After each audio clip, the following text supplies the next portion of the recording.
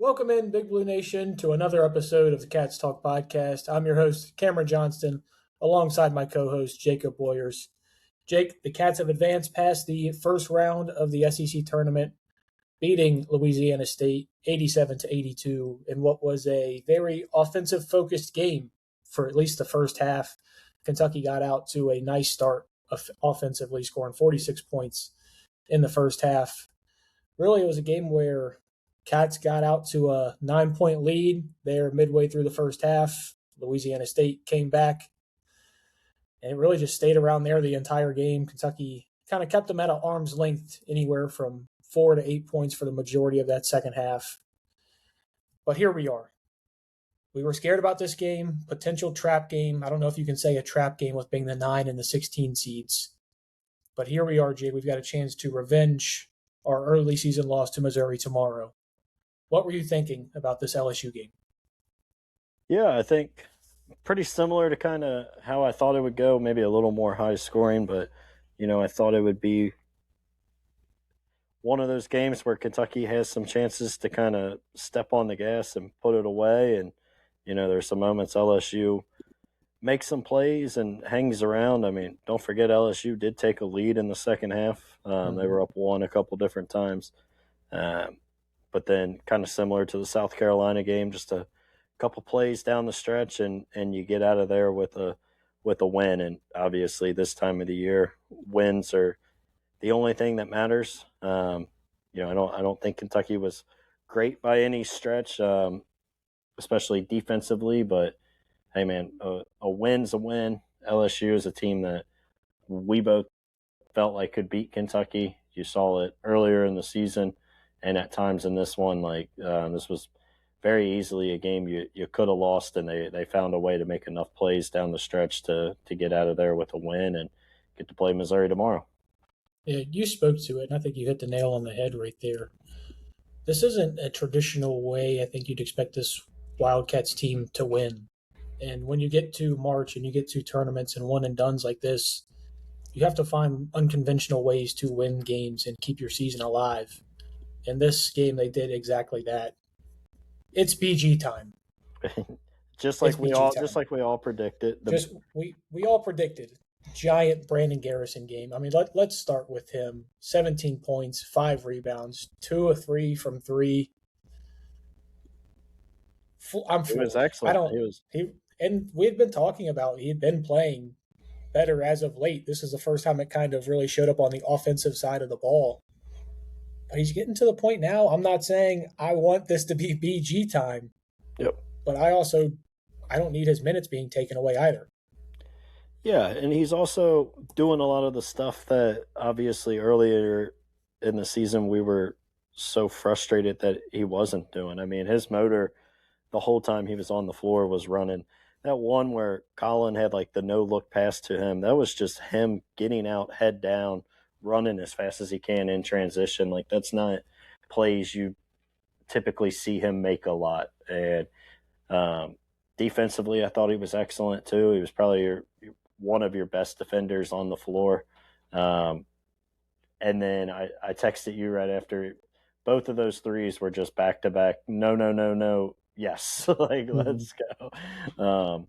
But yeah, I'm happy for him, man. He still missed that dunk that I don't understand how a guy his size misses dunks, but he made enough plays to make up for it. And this is what I'll remember as, the Brandon Garrison game. It'll be up there with kind of those weird one-off games, winning Gabriel making 7 threes against Alabama. Like, that's where this one will kind of sit. And it's a game you could not lose. And, Malachi, it wasn't obviously his best game. We'll talk about him a little later, but I thought BG did a really good job making up for that.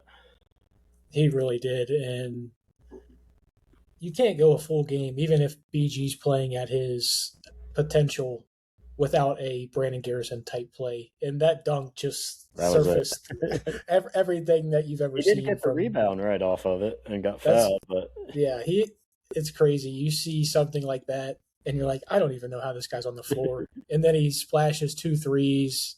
I mean, he was making some of those we were actually able to run the offense through him at the top of the key there for a while.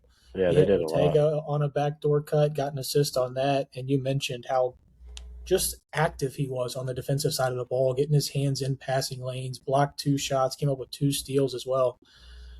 When you're talking about getting something from Brandon Garrison, I don't think you can envision getting anything more than what you got from him in this game. And I think a lot of that shows to LSU's bigs. The LSU doesn't have great bigs, but you mentioned here, this is a game Malachi just struggled tremendously. 4 points, 3 rebounds, and only played 12 minutes, got himself Early in foul early foul trouble. trouble. Yep. Yeah. And really just never got into the groove of the game. And while we're talking about Malachi, because I'm going to talk about how he took a elbow right to the eye, and now he's probably going to have his second black eye of the season, which it's unfortunate for On a Malachi. poster too, unfortunately. He seems to always find himself with a black eye of some sort, and I want to talk about that play specifically because first off, nasty poster. Yeah, Give credit where credit I felt credit bad for him there. give credit where credit is due. But when you call a flagrant foul before the action of the shot, how does the shot count? I don't know, man. I still don't understand. Some of the I'm not going to complain flagrants, about officiating, but I just don't understand that from a basketball rules. they got to do something with the flagrant fouls, man. It can't be just any non-purposeful contact to the head and it's automatically a flagrant. I thought it's the same kind of thing on the one with Mo on the other end, just a flailing arm that just happened to catch somebody in the face. And then I'm not going to complain about it because Kentucky got 2 free throws and obviously the ball after it, but yeah, I mean, I think that's a college basketball issue bigger. But back to BG real quick before we move on from him, as somebody that's been as critical as probably anybody in the fan base of him. It was awesome to see, man. And I don't want to overshadow his great performance by saying, but like this is in part what makes it so frustrating with him is because these type of performances are there. And I think when me and you sit here and we come on and we talk about how disappointing he is, it's because you knew now 17 probably is a bit of a stretch, but that ability to have high energy and be kind of a, just different athlete and bring that level of intensity out there. It's in there. And he, for a lot of the season, hasn't done it. But to your point, the last 3 or 4 games, it's felt like he's played better. And then today was just kind of the tip of the iceberg for him. And I think it's, I'm pretty happy he got that moment here. And, as he finishes up his second season at Kentucky, it was cool to see him have that moment. Yeah, and it's gotten me super excited. But also, you and I kind of know this.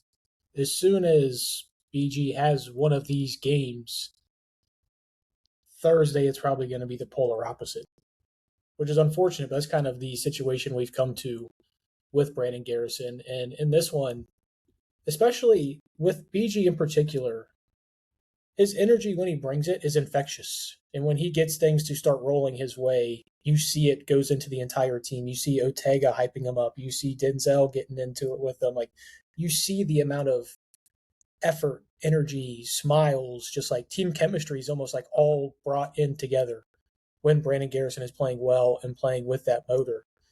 And I'm not saying it takes this team from being, a round of 32 team to a Sweet 16 team, or if it has that big of a difference, but just having these guys all bought in together with a big who can run the floor, can, facilitate a little bit. It's not obviously to that Amari Williams level, but he at least can give you the added benefit of potentially running the offense through him at the top of the key because he's able to get to those back cuts. This is just something you need from Brandon Garrison if you actually want to make a deeper run in March and if you want to make a deeper run in this SEC tournament. Yeah, and I think it's pretty clear that all the guys, feed off of him. They all love him. It's clear that Pope and the coaching staff loves him, around kind of the team.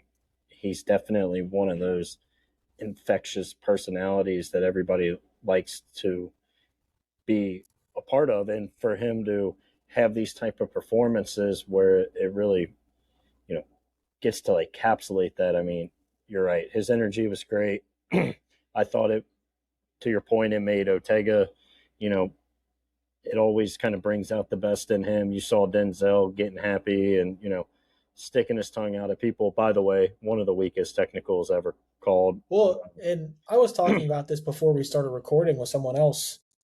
If you remember that alley oop, I don't remember the name of the LSU player that called it.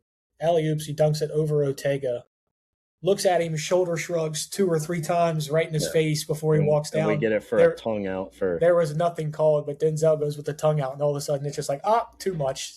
Even our D-list announcers, I guess that's part of being the Wednesday first 12:30 game is you don't get the primetime guys out at Wednesday at noon.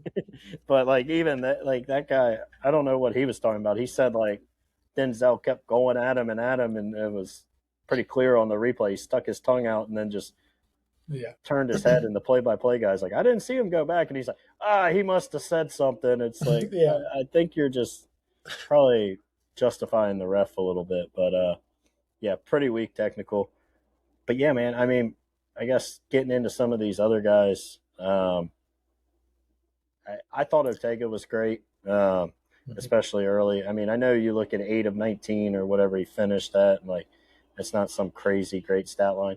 I thought there were 3 or 4 shots he got absolutely destroyed on that were no calls, especially early. It felt like he had like 3 drives in a row, and he even kind of turned to the ref and threw his arms up at one point. But like he finished one of them. I thought it probably should have been an and one. He got smoked on 2 others that they didn't call. But and then I think even he took kind of that mid-range jump shot there in the second half that maybe wasn't the best shot, but the guy fell right into him, and they just kind of let that go. So, I mean, it was 8 of 19, but I think if you call a handful of those fouls, we're probably talking about a much more efficient, 8 of 15 or something like that. So I thought Ortega was great, and clearly it was him and BG that kind of were the main factors of you getting to a win. It was weird because early in the game, you mentioned some of those fouls they just were not calling. They were letting them play physical. And there was, right after you just mentioned the 3 drives that Ortega had, Colin had one where he got absolutely mauled down there going up for a layup. And he gets like thrown into Ortega, and they both look at each other and just like give a shoulder shrug like, I don't know what to do to get something called here either. But with Ortega, I'm not going to be mad with 8 of 19. Like, don't get me wrong, you mentioned that's not like a high percentage, and you'd like for him to shoot a little bit better of a percentage. But when he's adding 8 rebounds, 3 assists, getting you a steal, and playing with purpose on the defensive side of the ball, like there's a couple times, and I think we probably need to dive into it a little bit more. These guards were getting bullied on the defensive side of the ball. Like, just Colin, Denzel, Ortega. But he had spots, at least. With Colin and Denzel, it was just all game. They were going after the 2 of them. With Ortega, as long as the effort's there and it's not too many like Ortega times and too many contested mid-range pull-ups. Like I think he got bailed out at the end of the half with that pull-up that he had. I mean, really, other than that, and that pull-up 3-pointer he had early in the shot clock, I really can't find too much fault with any of the shots that he took. And when we weren't struggling to find offense, but when he is your go-to offensive guy, 19 shots, I'm not going to complain about it, especially if he's getting majority of them in the flow of the offense. Yeah, you tell me he's going to play a similar game and have similar stat lines the rest of the season, I would sign up for that instantly. I thought, not by any stretch his best game. We've seen the games where he's like incredibly good, but I thought he was really, really good in this game, and a big factor into the win. And you mentioned it, like Denzel and Colin, they couldn't guard in this game. I don't know what's going on with Colin, both offensively and defensively. It's been tough. And then, Cam, I thought was pretty bad defensively, but you kind of expect that first game back, not even really practicing. Like he just looked a step slow in a lot of situations. So that's not anything like I really fault him for. But I think when you're talking about all 3 of those guys are kind of getting killed defensively, just Ortega kind of bringing that intensity on that side of the ball really, really made a a strong impact on the game.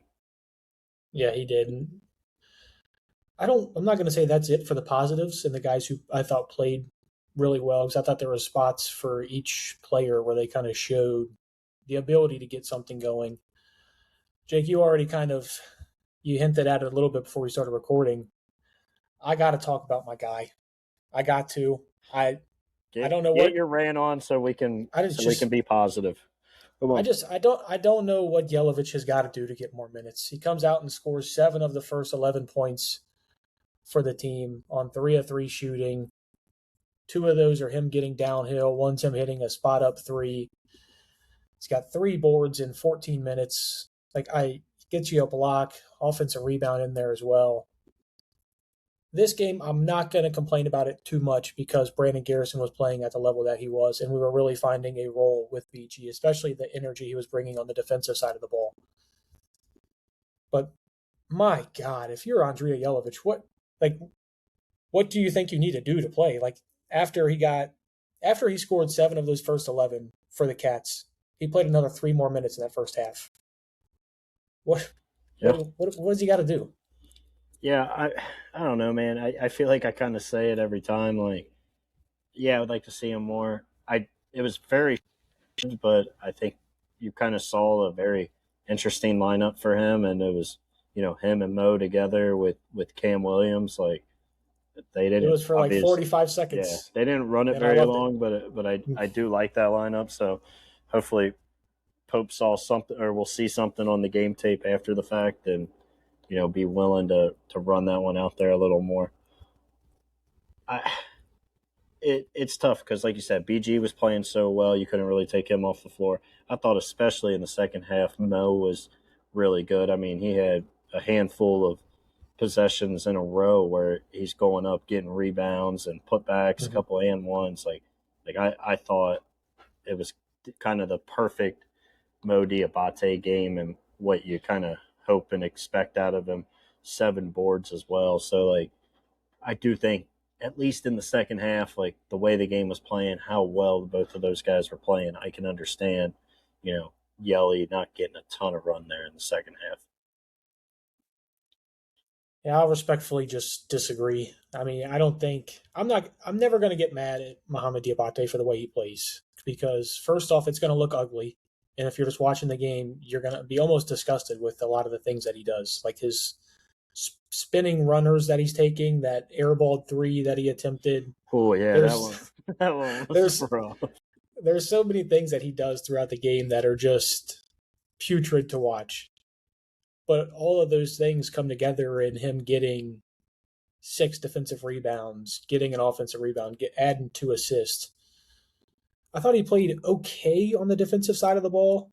Had 5, how he fouled out in 20-something minutes, I'm not sure. I don't even know. I will say the game wasn't being played that last foul was bad. There was no reason to reach there. Yeah, so. And I'm not. Again, this is one of the times where Yelovich played as good as he did, and I'm not going to beat on the table for him to be playing a lot more minutes just because the other guys did step up and perform. I mean, let's keep on with the bigs. We kind of mentioned Malachi. Do you think you think he's just hitting that freshman wall this late into the season? Because it does seem like over the past 2 to 3 weeks of basketball, we just haven't had that same impact that he had made on both sides of the floor. Yeah, it could be. You see that a lot, I think, especially with big men kind of hitting that wall. I mean, Pope hasn't really mentioned it again. What was it, after the Auburn game? He said he was dealing with something, or maybe it was even a game after, because the Auburn game, he tweaked his ankle. So, yeah, it was the game after. Yeah. So the game after, Pope says he's kind of dealing with something. I don't know, man. Maybe he truly is battling through something. He look as comfortable as he did early in the year. It looks like he's laboring to get up and down the court to me. I don't know if that's something you've noticed too. Everything just doesn't seem as fluid. Maybe he is dealing with something, right? And it's tougher for him to move kind of the way he was earlier in the season.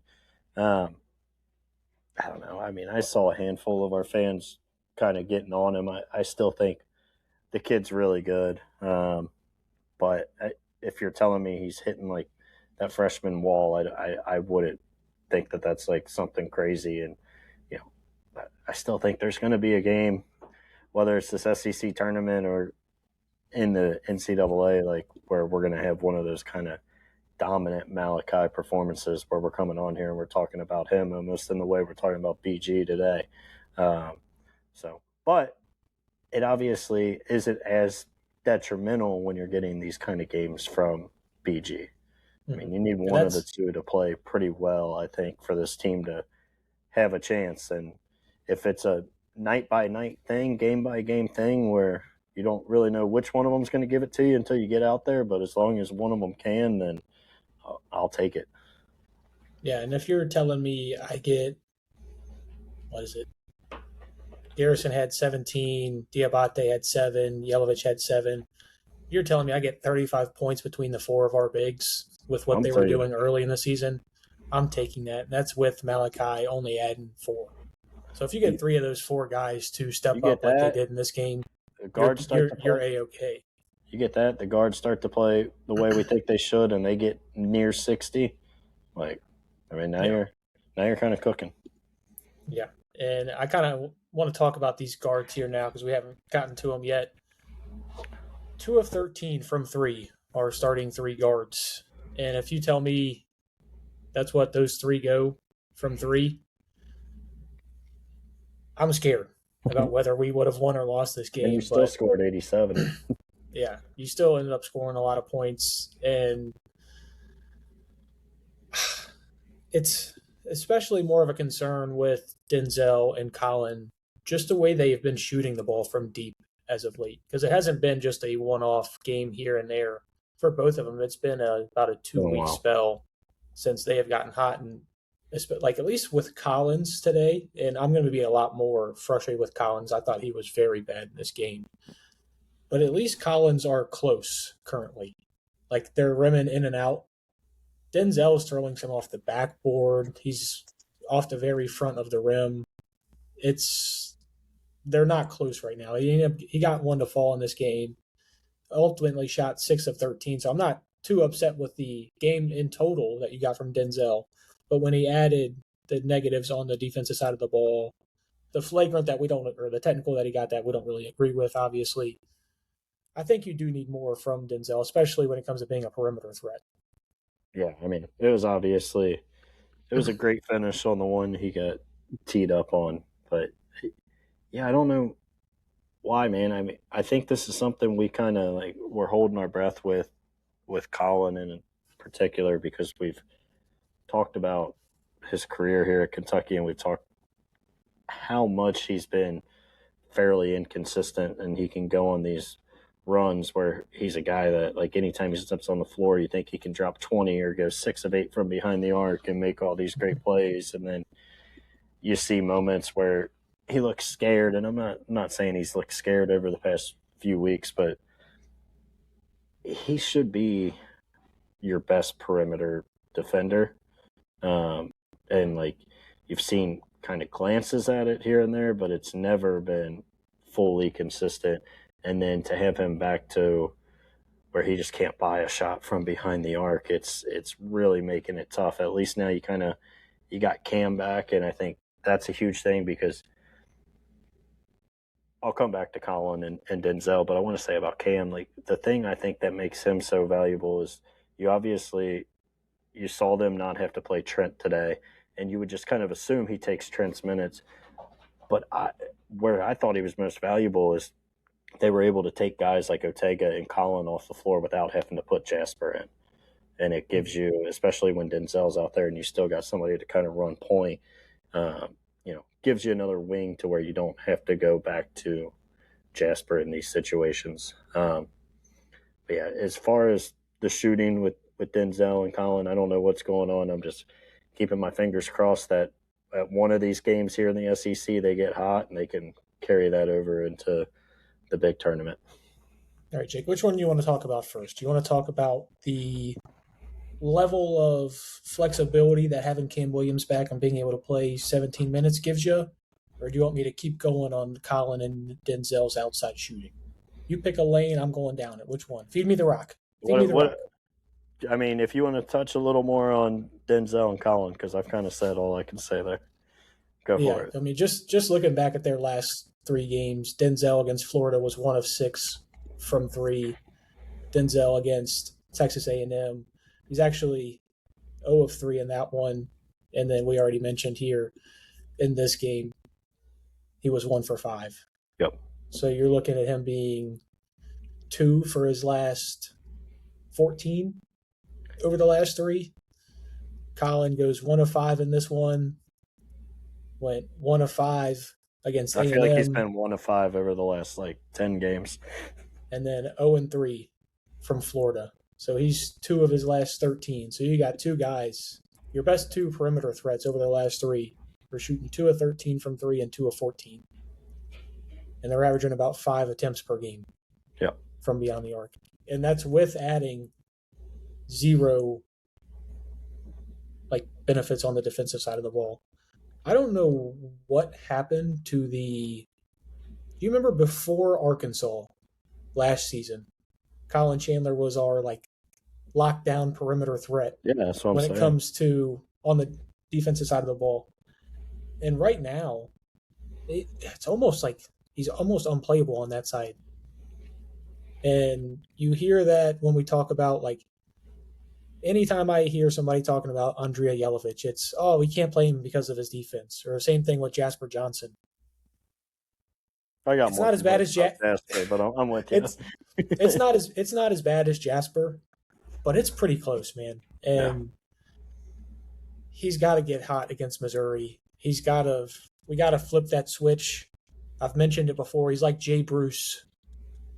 This guy's hot for a month, and then he's one of the worst players on the planet for a month. And right now, we're just in one of those stretches where he's not shooting the ball well, and unfortunately, the confidence level is lacking on the defensive side too. Hopefully, him and Colin can kind of turn that switch against Missouri, because we desperately need those guards, because we talked about it all season, really. You needed minimum 60 points from those three to feel good. You haven't been getting anything near that as of late. And that's a lot of the reason coming into this. Coming into this game, we were 2 of our last 5? Yep. We were 2 and 5 in our last 7 games. So a lot of that is because the guards have struggled since they went on that magical run there when we won 8 of 9. Streaky team. We know that, been well documented. Take it away, Jake. Yeah, Pope's talked about how you can point to turnovers and almost tell if this team wins or lose. I'm not going to say you can't win when 2 of them aren't playing well, because you obviously saw today that you can. But I think you can almost look at it and say if 2 of those 3 guys play well, Kentucky's winning the game.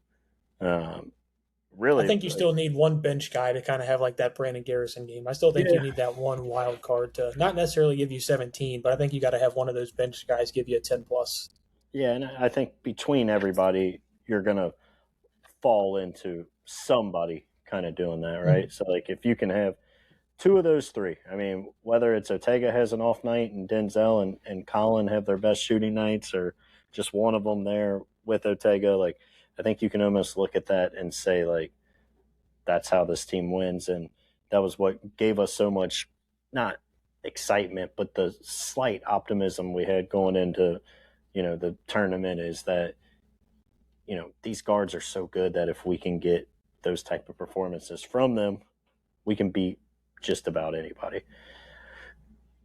That also, I think, kind of gets helped out slightly, not completely, because the guy hasn't played in, almost 2 months. But back to the versatility of having Cam back, it's, if you can get him to go out there and go 2 of 5 or 3 of 6 or something like that on those nights when Colin and Denzel don't have it, it's obviously just another weapon. And I thought for him to play 17 minutes today was a huge positive. Whether, again, how bad he was defensively, I think it was just because the guy hasn't ran full speed and up to a week ago, and even then he just started his full contact practice. A week and a half ago was his first full contact. Said today after the game he really hasn't done a full practice with the team, in part because kind of when he was back they were taking slight days off getting ready to rest to potentially play 5 or whatever.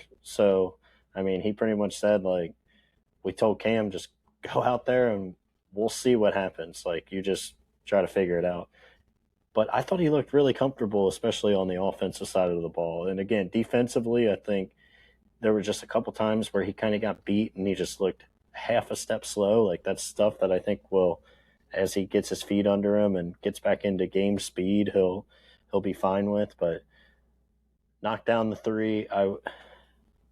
It's going to take him some time to get back into it, but I want to see him get back to kind of that what we saw right before he got hurt, where he was a guy that was willing to take some more shots, absurd himself into the offense a little more by driving the basketball and shooting it. So the fact you get him back, the fact that I think he looks so good offensively today, it can definitely kind of cover up some of those holes where Colin and Denzel aren't playing their best. I don't think obviously you're going to beat a Florida or even an Arkansas, with those kind of performances from Colin and Denzel. Like, they still have to be really good, but I think you're going to be able to survive some minutes here and there when they're not playing the best. And again, back to my point of when you take Ortega or Colin out, you don't have to go to Jasper for 10 to 12 minutes a game. You can essentially exclusively use Jasper when Denzel's not on the floor. Perfectly said. And that's why I brought up the versatility that Cam brings you when he comes back, because not that you want Cam playing, a lot of minutes at the 2 or a ton of minutes as your primary 4, but he also has that ability to give you a couple minutes here, a couple minutes there. Say Colin is having a relatively poor game like he has the past couple. We're now not at the point where Colin has to play 35 minutes a game with Cam coming back. Now, if he's hot, let him roll and let him play 35 minutes. But with that addition of having Cam back on the floor, it opens up a lot of other things. And you add just another shooter out there. You mentioned that lineup that I texted you, and I was like, dude, I love this lineup. And I was like, oh, wait, I see Jasper. Like, switch Jasper for Denzel, and I'm all in there for it. But you can play the matchup game a lot better now. And it felt like, we had this versatile chess piece there while we went on that run there. Obviously, we won 8 of 9. Cam gets hurt, and you see what happened. I mean, went on a bad stretch. We looked like a bad team there for 4 weeks. When you're going 2-5, you don't look good. You play yourself out of talking about possibly the 1 seed in the SEC taking on Florida at their place. All of a sudden, now you're the 9 seed, and having Cam back, I think, just allows you to just be a lot more versatile. If Colin's not playing well, even if it's Denzel's not playing well, you can let Ortega try and run some of the point and just run with him at the 3. There's so many different ways you can kind of allow yourself to pick up the pieces if things don't go well. And I think having Cam Williams, that's the thing that he brings to his team the most. Yeah, and I think that was obviously what we talked about so much when he first got hurt, right? Was just when we were talking, like, who's going to kind of fill this role of Cam? And it was really, well, there's nobody that can, because Trent really can't go play the 4, if Trent kind of just can't play. Yeah, and and you pretty much got in these situations where if Colin or Ortega needed to come out, like, you either had to try to go Trent or Jasper with Denzel, right? And it's like now Cam is by far the most versatile player on this team. He's an athlete. He can shoot the ball. He's a decent defender as he kind of gets ramped back up to game speed. But, like, to your point, you can play him on the wing. There's stretches where you can play him at the 4. I don't think, that's his natural role or what he needs to be playing the vast majority of his minutes. But there's stretches, let's say there's a game, you're down 8 with a minute 10 left and you're like, we need points. Like, you can run 3 shooters, Cam and, Malachi or Yelovich, whatever kind of you want to fit there to try to create some quick offense. Like, I think he gives you so much, whether whatever role it's in. And it feels like we've said, like, he feels and looks the most comfortable at the 3. So, like, that's where I want to see him the vast majority of times. But just to kind of have that extra level and area to kind of plug and play him where you need to, I think is huge for this team. And, I think that's why we talked about his injury was so big when it happened. And you really kind of saw it over the last 2 months or whatever it was that he was out. They were out 5-6 once he went out with his broken foot. So his importance speaks volumes to the record that they went over the past 11 when he broke his foot against Texas. I'm excited, Jake. Obviously, LSU, not a good basketball team. They were 3-15 in the conference for a reason. You managed to just barely, outlast them. You only beat them by 5. Do you want to talk about your guy, Jasper Johnson, or would you like to just go ahead and move on to the matchup tomorrow against Missouri?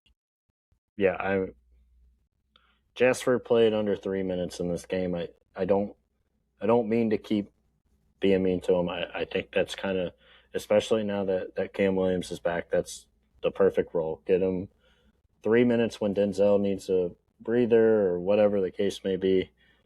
That is kind of what it is. So, yeah, let's talk about our rematch. If you remember correctly, this Missouri game was so frustrating early in the season. And it was one that we were sort of coming off of that high of, beating St. John's. You had beat Bellarmine. You had just lost to Bama. So it was like, okay, how good is this team? Quaintance was fully healthy at the time. We're trying to figure out how good they are. And they pissed this game down their leg. Yep. Quaintance was almost a non-factor. You're obviously not going to have him in this one. Yeah. This was, if you remember correctly, this was during the no-effort Muhammad Diabate period. This was he got benched the game after.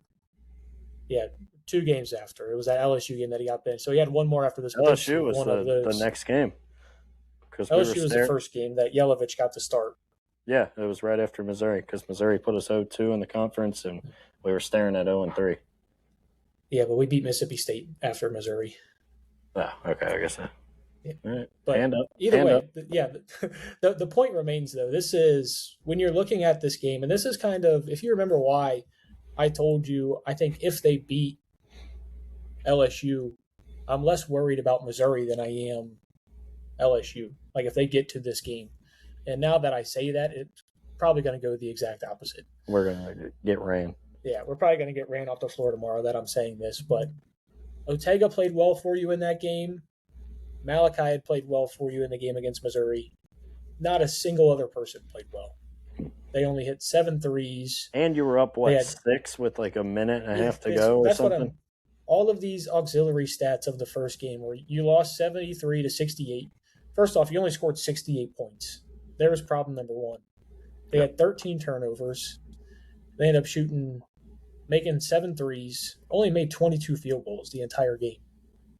Played horrendous in this game. Terrible down the stretch. This was one where you and I were questioning what Mark Pope was thinking and what he was doing with some of the lineups he was running out there. He took the air out of the ball. I remember that. Colin played 5 minutes in this game, and you still lost by 5. You were up 6. And you should have won this game, and it shouldn't have been close. I hate to say this because, especially with this team, it doesn't make sense to say this. I'm very hesitant to find a way they lose this one. I don't see it. I don't think. I can tell. Just go back and watch. Yeah. Shut up. All right, no, I'm sorry. You hear me? This is all positivity here. Yeah. This is March. You said don't let them take your joy, BBN. I did. I'm a part of that. Don't take my joy here. I'm going to tell you why Cats are going to win this game. First off, Missouri is not a good team. Let's just say it how it is. They're a mid-team. Yeah. Going to make the tournament. This team is better than they were that first time they ran into them. And they still should have won that game the first time they played them. This team's found a little continuity. They found ways to put themselves in good situations to win games. Now, some of those times they haven't won them, so that's a little bit of pause for concern. I'm all in on the Cats for this one. I'm not sure if I felt more confident about a Kentucky game over the last 2 months than I have about what I think Kentucky's going to do on Thursday afternoon against Missouri. Yeah, I think Kentucky wins, but I do think it's while I'm sitting here and I pulled it up, I looked at it, so now I have to tell you so that you can be equally as frustrated and reminiscing this Missouri game. I don't want to. I remember. Just how bad it was. Ortega Owe hit a three with 4 minutes to go in the second half to make the game 66-58. Over that next 4 minutes and 17 seconds, you scored 2 points. Yep. Now, I do agree with you. This team is better than they were at that time. Those stretches seem fewer and far between. I mean, there are still some moments here and there where we can. Yeah, I know. We did just have A&M. Yeah, that was. Yeah, I don't know. We know how I feel about that. I mean, you put 4 of your worst players on the floor together, and we're throwing your hands up as to why they couldn't score the basketball. Anyway. Not to dwell on it. Like this team is better. Today, I actually thought every lineup you put out there was a good lineup. And maybe that's just like the perk of having Cam Williams back.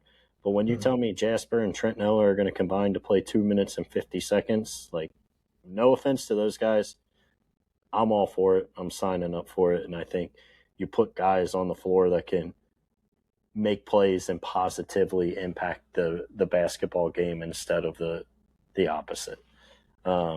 So I agree with you. Kentucky's better. I think they win. I'm not going to say I don't see a world where they lose because we've seen this team be really, really bad at times and go through stretches. But I feel pretty confident about the game tomorrow, and maybe because I feel confident and you feel confident, I should be scared as hell. Yeah, probably. But yeah, I feel good about it now. Friday, that's a different situation, but let's just win tomorrow and we can talk about that. Yeah, Missouri over their last 2 played Oklahoma and Arkansas. Lost them both, right? They lost to Oklahoma by 16. Who was what? They got the 15 seed, correct, Jake? That's or 14. They're 14 or 15. I can't remember if they finished above South Carolina or not. I think they're above Ole Miss, right? I don't know. It's either way. Four really bad teams at the bottom of this conference. One of the worst teams in the conference, and they lost to them on the road. And then they come back.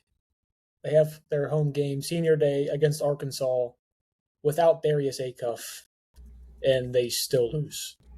And when you're taking away one of the best players in the country and you still lose to Arkansas, who was led by Malik Thomas in that game, I'm not going to say they're scuffling because I don't think they're scuffling. I think this is kind of just the team that they are. Yeah. I just don't think Missouri is a very good basketball team. And again, I am not sure we're a great basketball team either. But with what we had early in the season, seeing how many things had to go right for Missouri down the stretch, how many things had to go wrong for the Cats down the stretch for you to lose that game. Yep. I got a lot of faith in the Cats for this one. And I'm probably going to regret this all Thursday at about 2:30 or 3 o'clock if they end up losing this.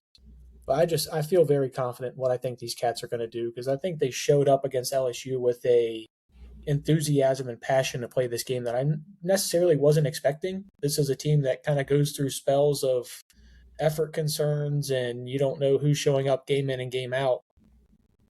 And let's just hope that since Yelovich said fatigue's not an issue and these guys are just selfish, maybe that was the wake-up call everybody needed. And now nobody's going to act fatigued. We're all good. You play Missouri, you beat Missouri, and now we're talking about firmly being that 6th seed in the NCAA tournament if you win both of these games? Yeah, I think so. Yeah, if you find a way to win tomorrow, I think probably not guaranteed a 6, but probably right there. A lot of these other teams are losing as well. This is one I want to see. I want to see Ortega come out tomorrow and, be a dog, but more so on the defensive side of the basketball. I want him to want to guard Mark Mitchell and do everything he can to kind of make his life as tough as possible, especially with what you've seen from Denzel and Colin over the last few. Like, you need someone to kind of step up and want to take that primary, role defensively, and I hope that that's Ortega. But when you talk about ways we lose, like, I could see that, like, if Mitchell goes for 25 or something and you let a couple other guys get hot, like, Kentucky can lose this game, but I think they're going to win. And if you're ready, I got a score for you. Just want to correct some things. I just looked at the bracket, and Oklahoma somehow became the 11th seed. I don't know when they jumped. Shout out jumped Oklahoma. Up. Shout out Oklahoma. Texas. Yeah, they beat Texas at the end. That last game shot them up there. Currently, CBS has us listed as a 7 seed. This was today before any of those games were being played. Yeah. And then Lenardi's latest had us as a 7 as well. So I think if you get both of these wins, and I don't think they're going to penalize you for losing against Florida. If we beat Florida, are we talking a 5 even? No, I don't think so. I don't think so. I mean, maybe there's too many bad losses. Flirting with a 5, like, I don't think we pull up next to the 5 at the bar, and we're just spitting a little game. I don't think there's anything this team can do to get to a 5. I really don't. I think even if they won this SEC tournament, they're not getting a 5. I think they're tapped out at the 6 because it's been proven. I think if you make it to Sunday, you're a 5. It's been proven. Sunday of the SEC tournament does not matter. Sunday wouldn't matter, but I think if you get to Sunday, that means you beat Florida, and then you follow it up with either Vandy or Tennessee. I think you're there. I don't think they're getting a 5, Jake. I hate to burst your bubble because I've been the one that's been the positive one over here. So I hate to come in with the negative town at the end of it. I mean, I don't know why we're really talking about it. I mean, there's a lot of things that we have to do before we get Let's just beat Missouri tomorrow and go from there.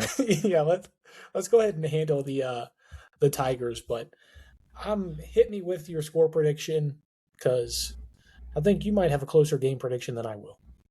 Yeah, I think it's going to be higher scoring than the first time around. I don't think that's a big I hope so. Surprise. That was a brutal game to watch. We're going to get out of the 60s in this one.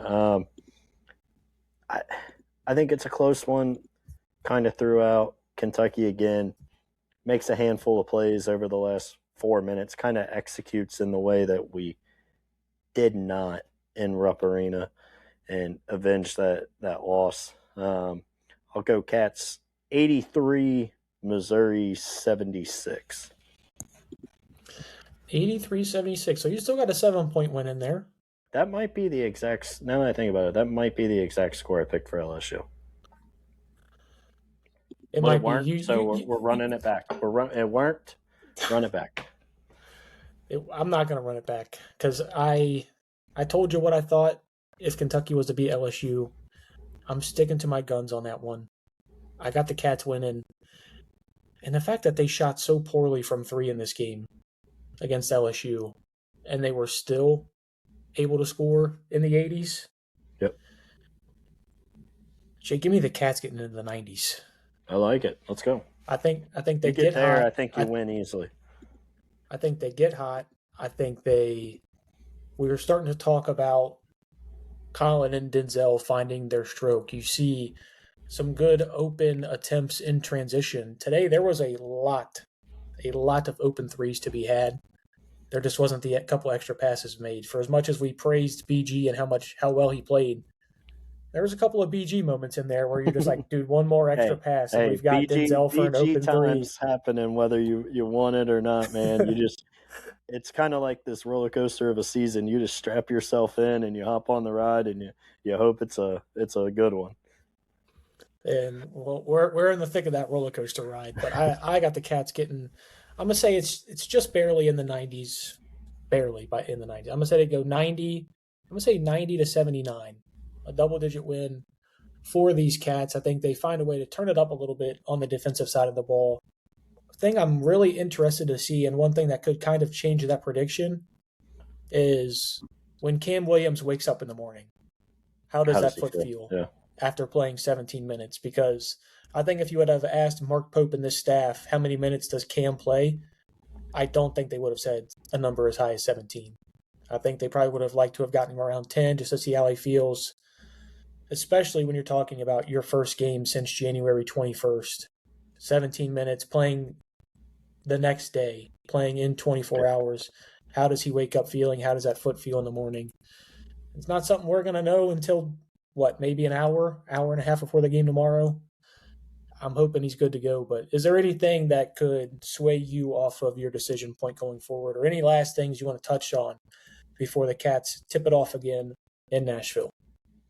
No, like I said, I would love to see Ortega take the, assignment of Mark Mitchell. Yep. That's really kind of it. I'm both of us being this confident about this game. It never works. It hasn't bowled well in any sport in the 2 years that we've done this podcast now. So I will say it doesn't happen as often anymore. I couldn't tell you the last game we actually predicted the same thing on. It's been a while. We've been fading each other. It might have been back in football, but you know what? It might have been. It was probably that Georgia game at home was probably the last game we both picked to win. If I had to guess, that would probably be the last time we were on the same side in the predictions category. Let's hope it goes nothing like that Georgia game. Let's hope these Cats are going to be playing the Florida Gators on Friday. Because Jake, you remember what I said on Monday? Did. I think if the Cats get past LSU, they find a way to be playing on Saturday. And that's where we're going to leave you at, Big Blue Nation. Make sure you follow the Cats Talk podcast on YouTube, on Spotify, on iHeartRadio, Amazon Music, or anywhere and everywhere you get your podcast in. Win or lose tomorrow, Jake and I will be here on Thursday night to get you guys a podcast. So make sure you're following along. And hopefully these Cats can find a way to try and play Florida on Friday. Go Big Blue. Go Big Blue.